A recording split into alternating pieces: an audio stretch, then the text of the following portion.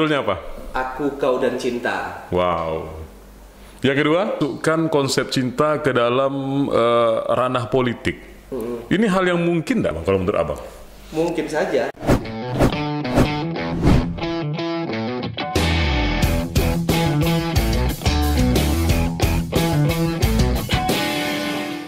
Selamat datang di dunia nyata, karena ini bukan mimpi. Bang Dharma!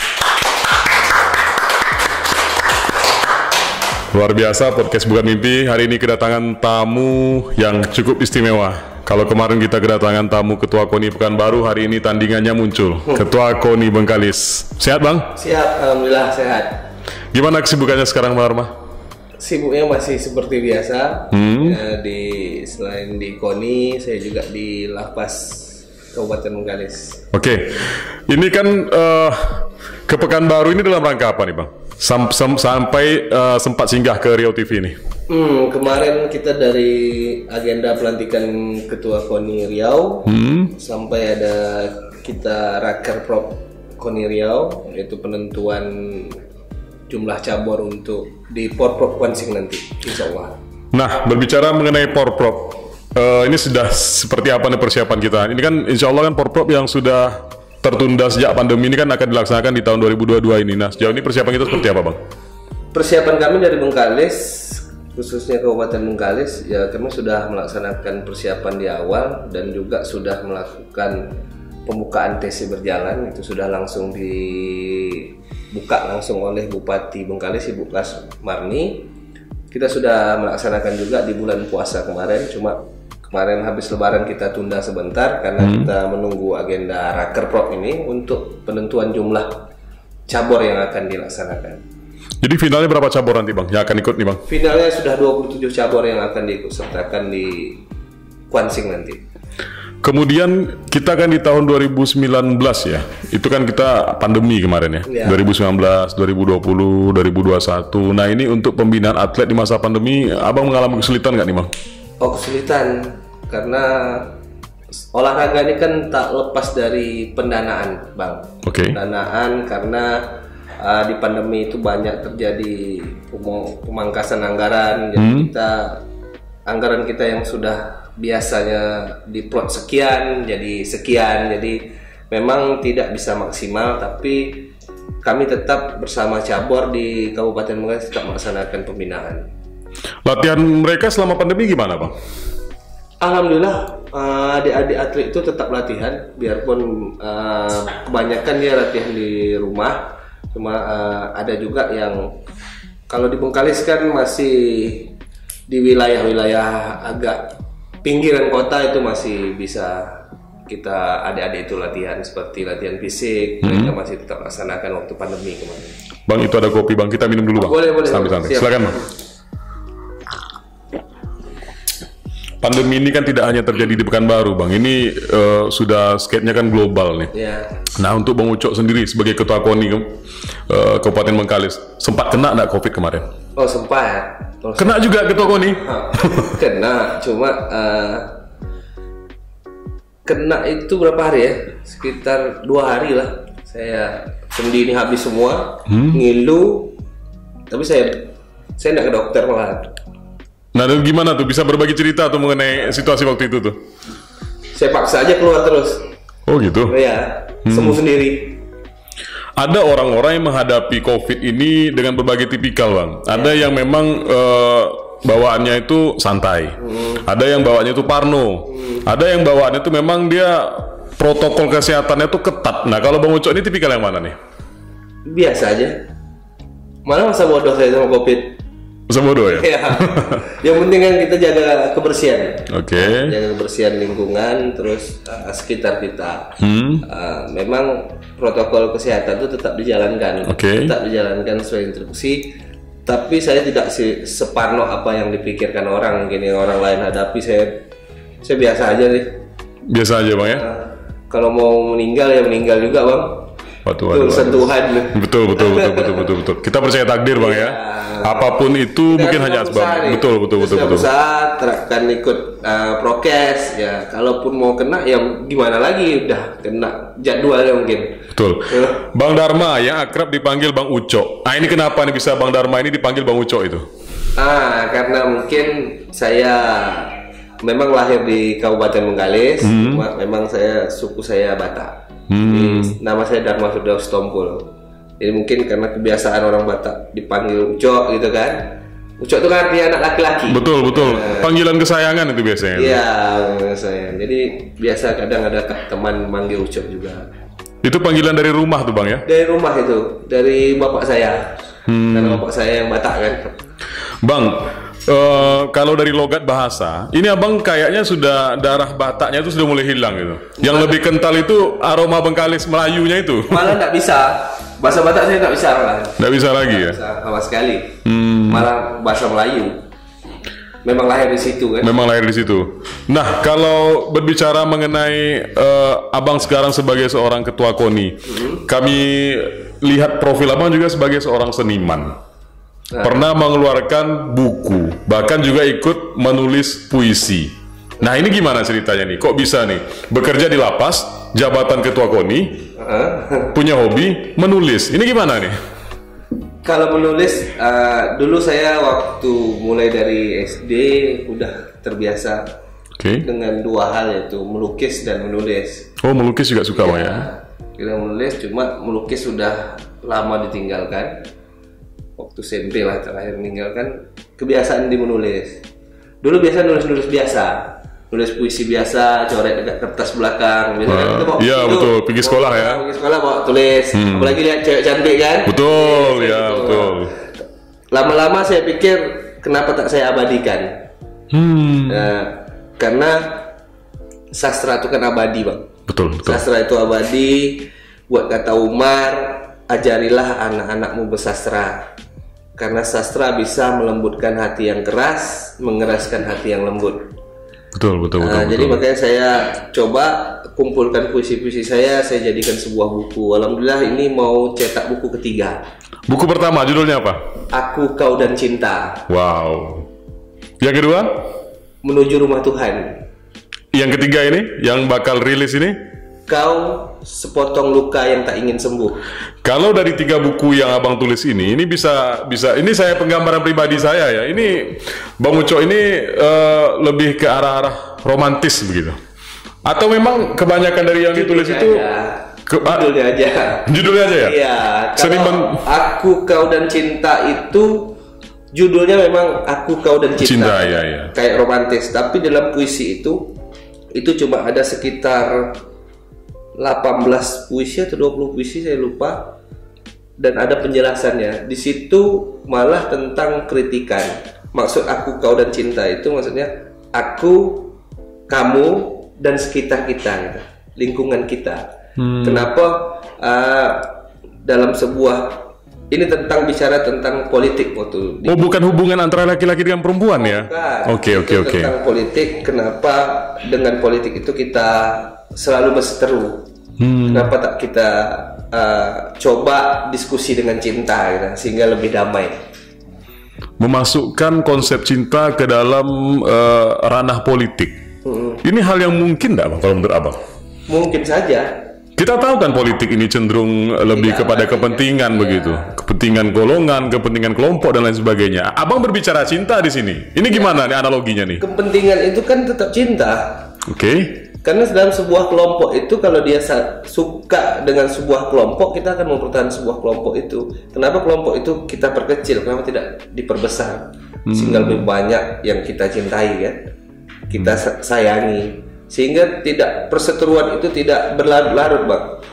Dulu saya buat buku itu pas zamannya pilkada. Oke, iya betul. Itu jadi sehingga perseteruan itu kadang sampai detik ini.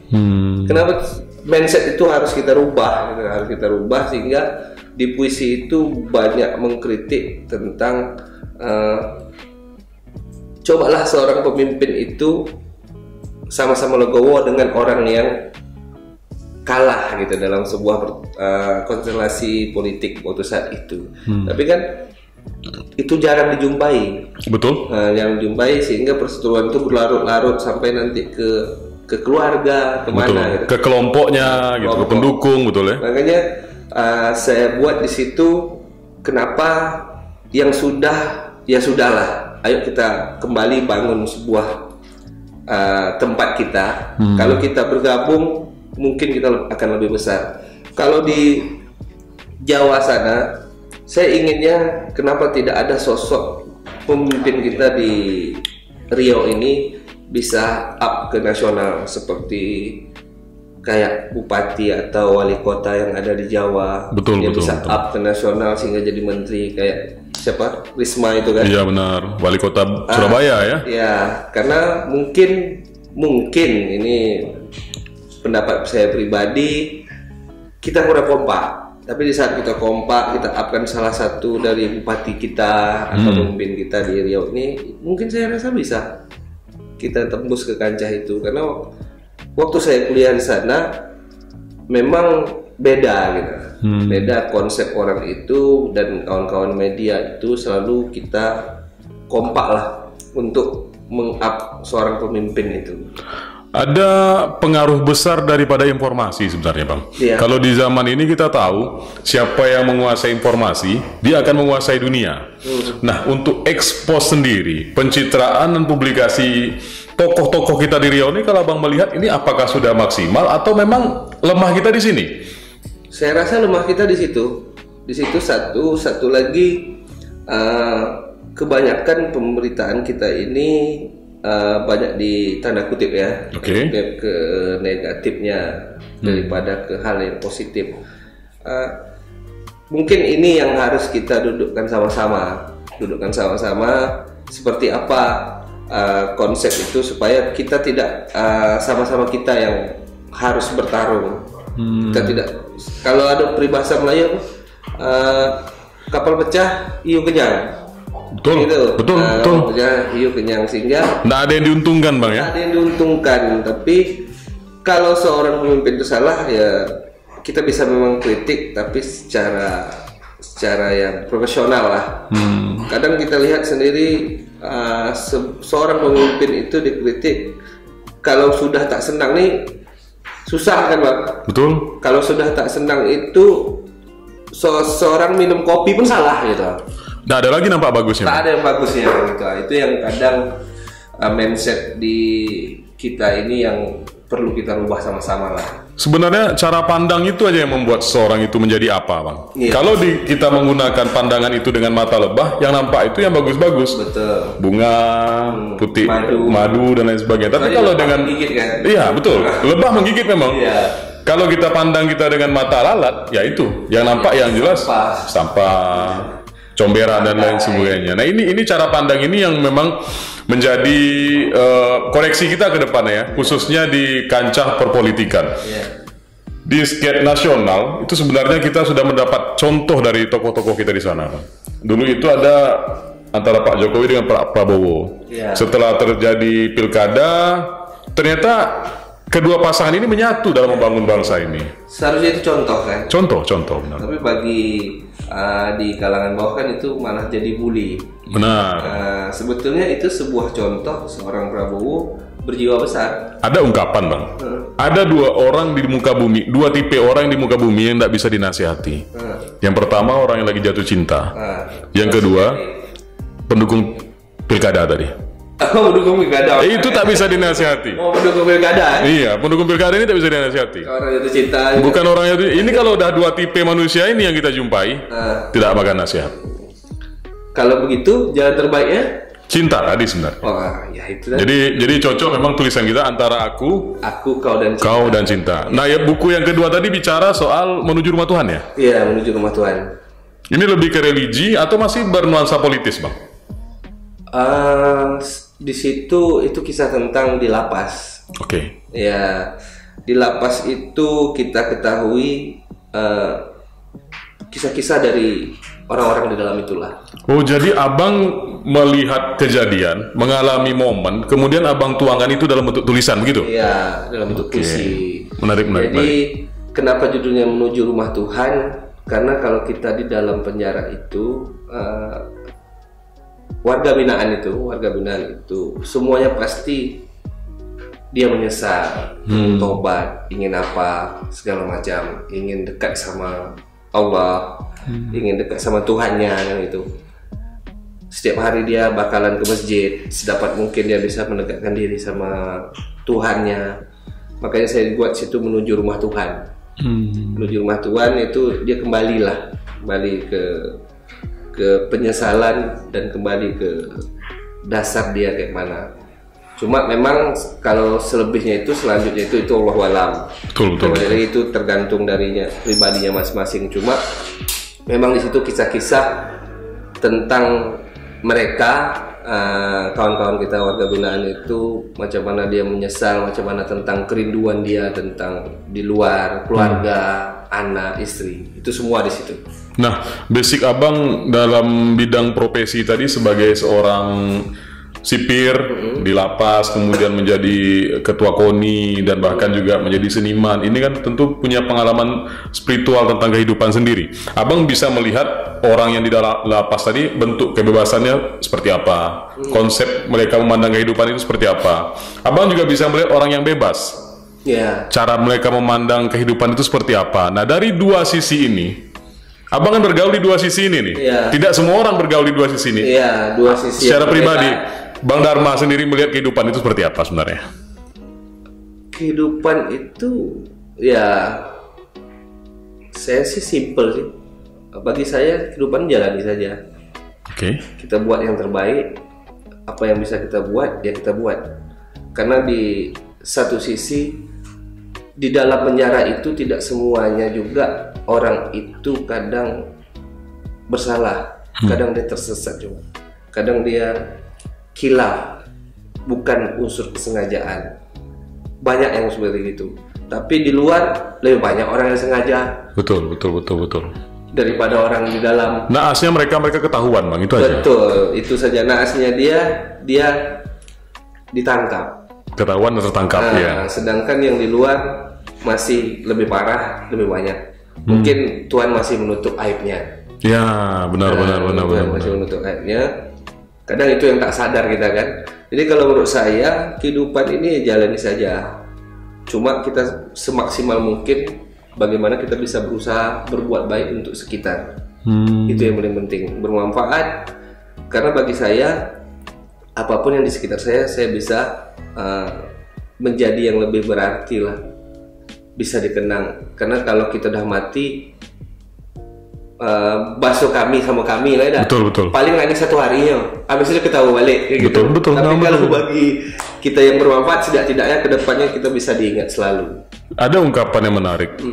Ketaatan itu memang membuat lelah, tapi pahalanya kekal.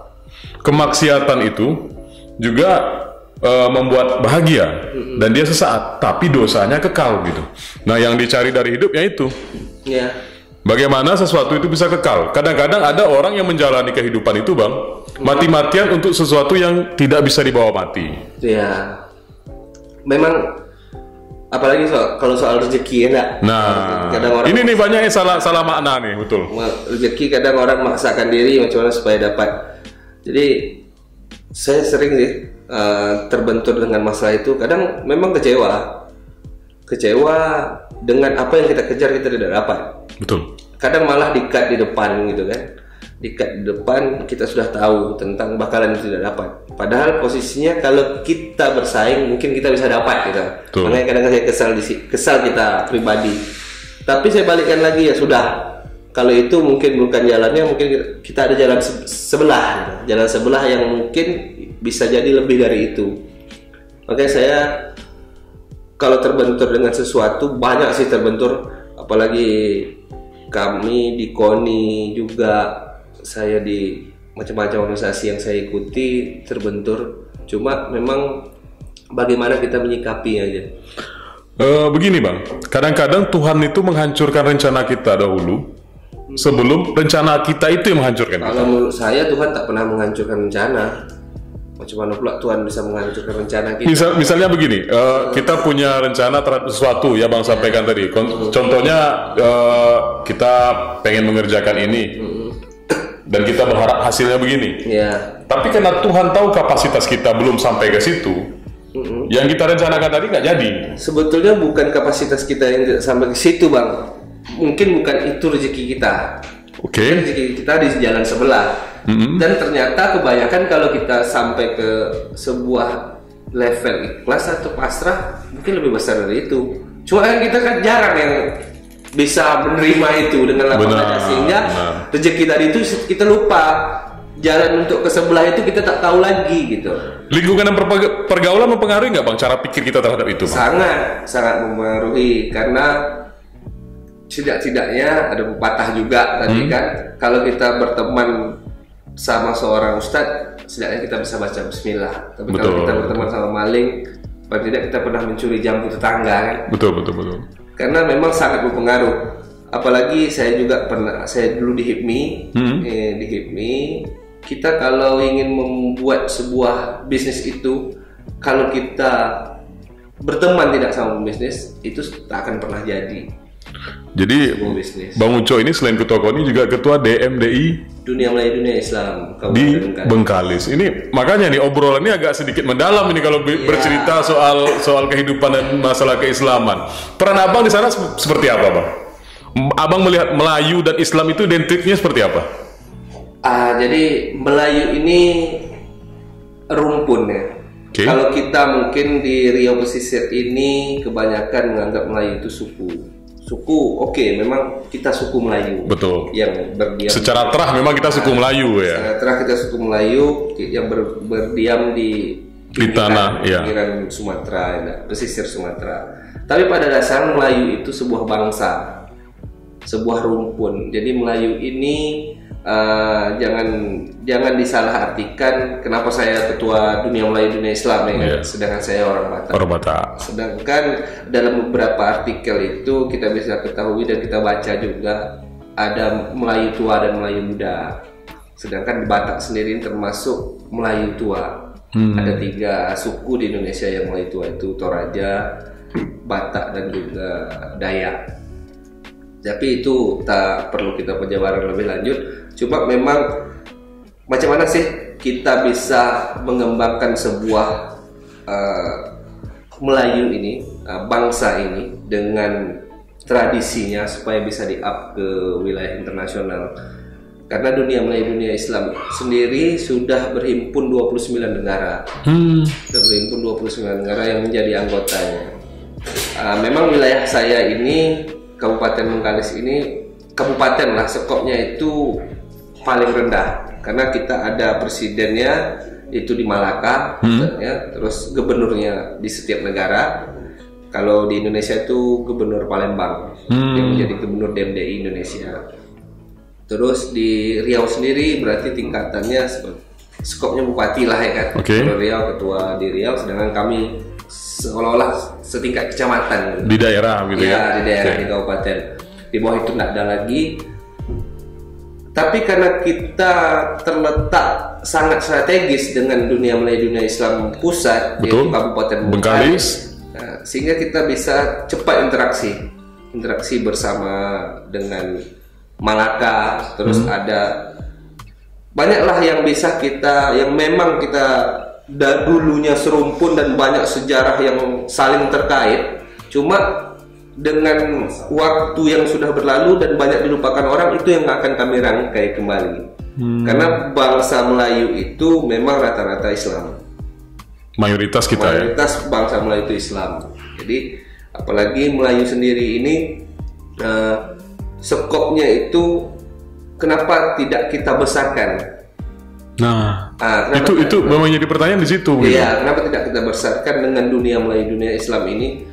Kita berkaca contoh sejenis organisasi-organisasi seperti yang Yahudi dirikan atau apalah bangsa-bangsa lain dirikan, itu besar. Kita ini kan sudah mau besar sebetulnya, cuma kita sendiri yang kadang mengkerdilkan diri sendiri. Makanya kami di Dunia Melayu Dunia Islam ini selalu komunikasi macam mana kita bisa saling menghidupkan sejarah yang dulu, menyambung lagi tali silaturahmi antara misalnya yang paling dekat ini dulu Malaysia sama Indonesia, karena dulu kita satu wilayah Nusantara, ya, betul. Satu wilayah Nusantara dan pasti terkait, dan banyak juga silsilah atau keluarga yang dari Bengkalis di Malaysia sana, atau Malaysia juga keluarganya di Riau ini masih banyak gitu. Apalagi keturunan-keturunan raja itu masih banyak, tapi belum yang bisa kita ekspos dan bisa kita besarkan namanya atau makam-makamnya atau sejarahnya. Itu yang harus kita sama-sama kerjakan lah. Ada kecenderungan generasi muda sekarang ataupun cara pikir orang sekarang, Bang, dengan perkembangannya teknologi dan kiblat perkembangan teknologi ini ke daerah barat. Pengaruh westernisasi. Ketika kita berbicara soal budaya, kita ingin menonjolkan nuansa budaya, langsung itu grade-nya turun. Dianggap tidak modern, tidak aktual. Yang menurut mereka aktual ya gambaran-gambaran westernisasi tadi, pola-pola budaya barat. Ini mengalami kendala nggak kita di situ, Bang? Sebetulnya kita berkaca dari Cina. Cina itu kenapa budayanya dari film lah kita lihat kan. Benar. Budayanya itu kan lebih kurang ortodok juga kalau kita lihat. Benar. Sama dengan budaya-budaya di wilayah kita Nusantara kan. Dia ada kerajaan, dia ada apa. Kenapa Cina itu sendiri bisa meng-up budaya yang sedemikian rupa sehingga menjadi sebuah dinasti besar lah gitu. Memang betul mereka pakai dinasti, tapi kita punya kerajaan yang cukup besar yang diakui juga waktu zaman dinasti mereka. Benar. Itu yang mungkin belum bisa kita kemas secara baik, dan juga sama-sama kita mengajak kaum milenial mengubah mindset itu dan bisa mempromosikan budaya-budaya itu. Benar. Aktualisasi budaya kayaknya perlu, Bang. Karena seperti halnya kalau kita nonton TV ya. Ada film kartun Upin Ipin, itu sebenarnya itu salah satu aktualisasi budaya Melayu yang secara global sudah masif berkembang di wilayah Asia ini. Rata-rata setiap generasi muda yang menonton itu sedikit banyak terbawa dengan minimal aksen bahasanya, suasana dan lain sebagainya. Mungkin ini juga bisa menjadi bahan pertimbangan bagi generasi muda kita ke depannya begitu. Nah, kemudian kita kembali ke Porprov tadi. Porprov ini kan bukanlah hal yang gampang nih, Bang, untuk ditaklukkan, Bang. Bengkalis sendiri sudah menjadi juara umum ya, banyak 2 kali berturut-turut di ajang terakhir ini. Nah, yang ketiga ini bagaimana perjuangan kita? Insya Allah kami optimis masih kami yang terbaik di Riau ini. Oke, ini semangatnya ini luar biasa ini. Kita optimis masih yang terbaik di Riau ini dengan cabur-cabur yang ada di Kabupaten Bengkalis ini. Saya lihat sendiri bagaimana mereka berjuang untuk selalu bisa menjadi yang nomor 1, baik untuk mewakili kabupaten sendiri maupun mewakili Riau. Selama ini kita masih berada dalam sebuah jalur yang konsisten untuk pembinaan atlet di cabur itu sendiri. Ada nggak atlet kita yang sampai ke tingkat nasional, Bang? Dan bahkan mewakili Indonesia di tingkat internasional? Banyak. Kalau di kami banyak. Apalagi kemarin di Anggar, cuma di SEA Games itu kemarin nomor Anggar yang andalan di kami itu tidak dipertandingkan. Itu saja. Ini kemarin ada yang diantar di Vietnam ya? Vietnam atau mana itu? Iya, yang barusan ini ya? Iya. Itu atlet Bengkalis. Atlet Bengkalis? Iya, itu asli Bengkalis. Atlet kita itu. Sebelumnya itu di PON itu atlet Bengkalis banyak yang mewakili Riau, Bang? Banyak. Kita takraw, apalagi takraw sebelum-sebelumnya mungkin ini agak ada penurunan di kancah nasional ya. Nasional, tapi kalau untuk di Riau takraw kita masih yang paling bagus. Selalu mewakili SEA Games, Asian Games itu takraw dari kabupaten kita. Nah, kalau seandainya dengan sejumlah aktivitas yang Abang jalani sehari-hari, bekerja di lapas, kemudian menjadi seorang seniman juga, kemudian menjadi ketua KONI juga dengan segudang kesibukannya, ditambah menjadi seorang kepala rumah tangga ya. Iya.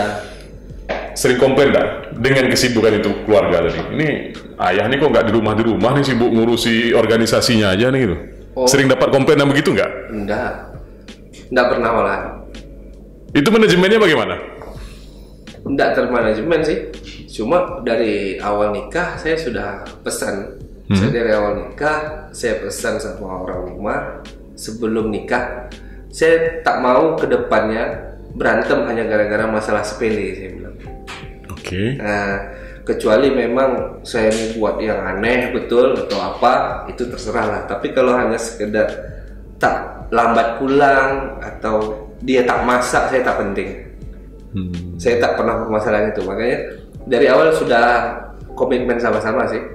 Kalau mau dia kan dah tahu dari awal saya kayak mana. Sebelum saya nikah pun saya sudah aktif di organisasi dan macam-macam organisasi. Sampai menjadi seorang yang seperti ini. Pribadi Bang Dharma ini itu pasti ada faktor yang mempengaruhinya. Siapa orang yang paling berjasa untuk membentuk karakter Bang Dharma yang seperti ini? Itu ibu saya.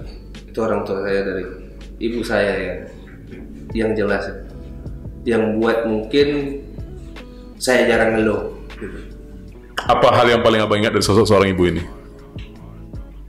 Ya dia selalu pesan jangan pernah ngeluh sama Tuhan saja, dia bilang.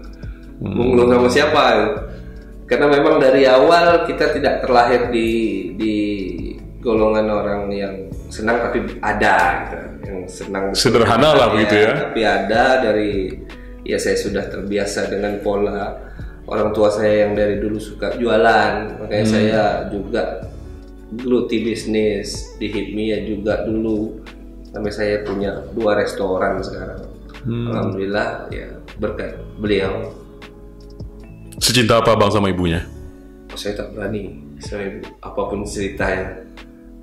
Kalau cinta susah diungkapkan. Betul. Tak ada ungkapan untuk cinta seorang ibu. Cuma yang saya takutkan selain Tuhan cuma dia di dunia ini, dah itu aja. Kalau misalnya ada sesuatu hal yang terjadi dan ini merupakan target ataupun keinginan kita dari kecil, ada di depan mata, ternyata berbenturan dengan keinginan ibunda tadi, mana yang akan kita pilih? Ini mau ke depannya mau hampir nih. Jadi saya rasa ibu saya mengerti. Pelan-pelan saya akan membicarakan itu. Kalau orang tua saya sih tak saklek dia, harus tidak gitu. Kalau kita bisa menjelaskan dan dia masuk ke nalarnya, insya Allah dia restui. Mudah-mudahan target ke depan direstui, doakan saja. Amin, amin. Mudah-mudahan Ibu Bang Dharma dan orang tua yang ada di luar lainnya semua dalam keadaan sehat semuanya. Amin, amin. Nah bang, seperti biasanya di segmen terakhir ini kan judul podcast kita ini bukan mimpi. Iya. Kalau seandainya Bang Dharma sekarang diberi kesempatan untuk bermimpi dan mimpi itu menjadi kenyataan, terwujud, apa satu hal yang paling Bang Dharma inginkan? Yang saya inginkan, saya bisa bermanfaat bagi orang sekitar saya. Selamat datang di dunia nyata, karena ini bukan mimpi. Bang Dharma.